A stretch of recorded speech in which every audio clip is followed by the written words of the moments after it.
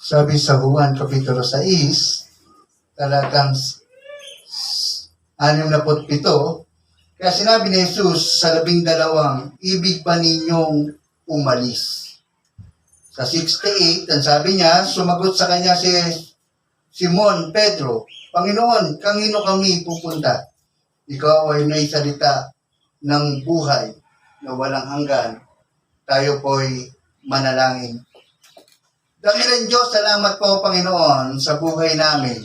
Sapagkat ikaw ang nagsabi, kung kami iyong pinapaalis na, pero ang sabi ni Simon Pedro, ikaw lang ang may salitang buhay. Sa pangalan ni Jesus. Amen. Sapagkat ang sabi ng ating Panginoon, aalis siya at sa ikatlong araw, muli siyang mabubuhay. Tayo, minsan, nakikinig tayo, pero tayo ay meron tinatawag na yung nagwa-wandering. Sa ibig sabihin namamangha tayo, pero hindi tayo naniniwala. Na nakita natin yung bulag, lumura si Jesus, pinahid doon sa lupa, pinahid sa mata, pagkaraan,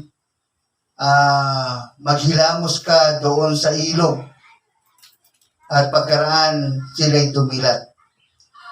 Tapos naman, nakita natin ang pilay, nakita natin pinalukso ng ating Panginoon. Pero wala pa rin pananampalataya ang tao. Ano man ang makita ng isang tao, hindi pa rin siya naniniwala dahil ang belief niya, kung minsan, ay walang tinatawag tayong pananampalataya. Nananalig lang tayo na nakikita natin, pero hindi tayo nananampalataya.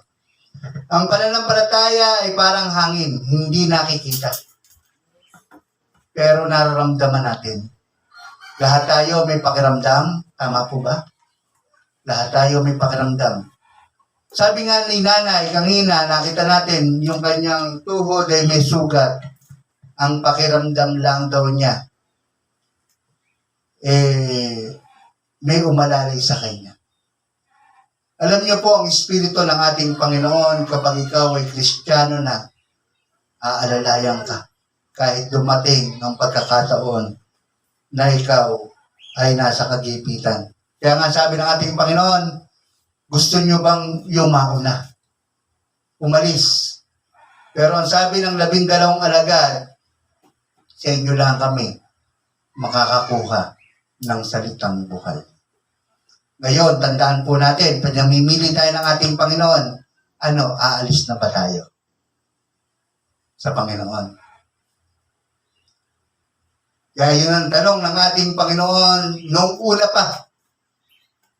Sa Juan Kapitulo 6, talatang 67, saka 68. Sino ba ang gustong umalis na? Kaya dito, tandaan po natin, lagi ko po sinasabi sa inyo, panghawakan ninyo ang inyong posisyon sa Panginoon. Sapagkat ang ating Panginoon, madali lang yan. Kung gusto nating umalis, yumaon, kalimutan siya, madali lang. Pero kapag kayo ay umalis sa ating Panginoon, kanino pa kayo pupunta? Tama ba? Sa inyo na yung Lunes, Martes, Miyerkules, Sabado, Linggo. Linggo lang itarna natin sa ating Panginoon para siya isambahin natin. Lunes hanggang Sabado, kunin natin. Magpunta na tayo kahit saan magpunta. Pero ang sabi ng ating Panginoon, yayaong kayo. Huwag niyo akong kalimutan. Yan, sabi ni Simon Pedro, Panginoon, sa inyo lang kami lalagi. Sa inyo lang kami pupunta. At ikaw ang aming Panginoon ngayon at magpakailanman. Sa buhay natin, tandaan po natin, kaya po nagtagumpay ang mga tao sa pamamagitan ng mga Pilisteo, dahil nanampalataya si David na kaya niyang targetin si Goliath. Tandaan po natin, maliit na tsansa lang ang pangyayari sa buhay ni David nung tinawag siya. Sa edad niyang 13, tandaan po natin, sa edad niyang 13, tinawag siya. Dahil ang sabi ron, nasa pagitan siya ng tinatawag nating tagler. Sa pagitan siya ng tinatawag nating binatilyo. Pero sa pagitan na yon, tandaan po natin, kung gusto kang panalunin ng ating Panginoon, kahit bata ka pa, sasamahan ka niya. Kahit ikaw ay mahina, palalakasin ka niya. Tandaan po natin, mas malaki pa siya kay Shaquille O'Neal. Pero yung isang bato lang ang tumapos ng buhay ni Goliath.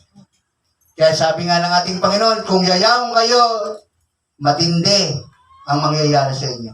Pero kung mananatili tayo, ang sabi ni Simon Pedro, Panginoon, lalagi kami sa iyo sapagkat ikaw lang ang merong salitang buhay.